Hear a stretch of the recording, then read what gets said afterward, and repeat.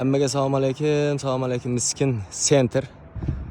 Hamma yaxshi biladi. Shu yerda yaqinda Tuvaxata supermarket ochildi. Kelib shu yerdan oziq-ovqat har turli nelarda xarid qilib mumkin. Yana bir yangiligimiz bor.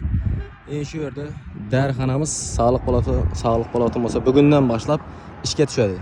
Inshaalloh shu yerdan kimda kim darasa dardine shifo tavib yaxshi kunlari ko'p bo'ladi. Bir qator videolar davomida hamma yerlari bilan sizlarni tanishtirib, shunday quvonchli voqealar bilan sizlarni birgalikda baham ko'ramiz. Elimizda, yurtimizda tinchlik bo'lsin, yaxshi kunimiz ko'p bo'lsin, hech kim kasal bo'lmasin. Kasal bo'lgan odamlar shu darxonadan dar olib, navodir tabletka asada dardine shifo topqay Xudoyim. Elimizda, yurtimizda tadbirkorlar ko'p bo'lsin, yaxshi kunlar ko'p bo'lsin. Shunday tadbirkorlar, yaxshi insonlar ko'paysa, elimiz, yurtimizda o'sish, rivojlanish ko'p bo'ladi. Shuning uchun har kim kasbidan kamal topsin, yaxshi kunlar ko'p bo'lsin.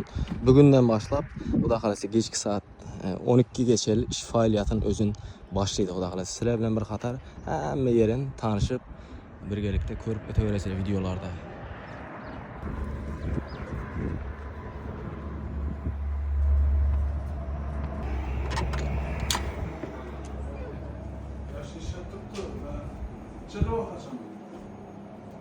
Yok, kaçan bir tane senin işin?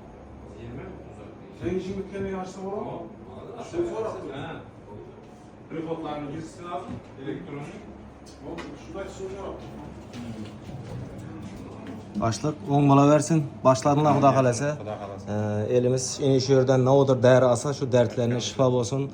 Elimizga, xalqimizga yaxshi muomala bilan shu kelgan sizlardan dara olib kelgan odam sizlarning muomalaringizni eshitib, shundan yaxshi bo'lib ketgan Xudoyim. Xolasa avvalambor kasal bo'lmaysizlar, kasal bo'lsanglar kelaverasizlar, shunamiz. Ava, rahmat, barlaringizga shukr.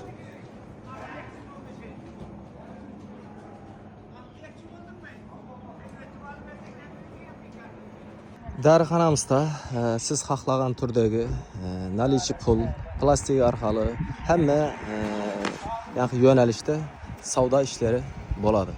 Kelaverasizlar. Kechki soat 12 gacha shu yerda xizmatda. Bugundan boshlab ochiq darxonamiz.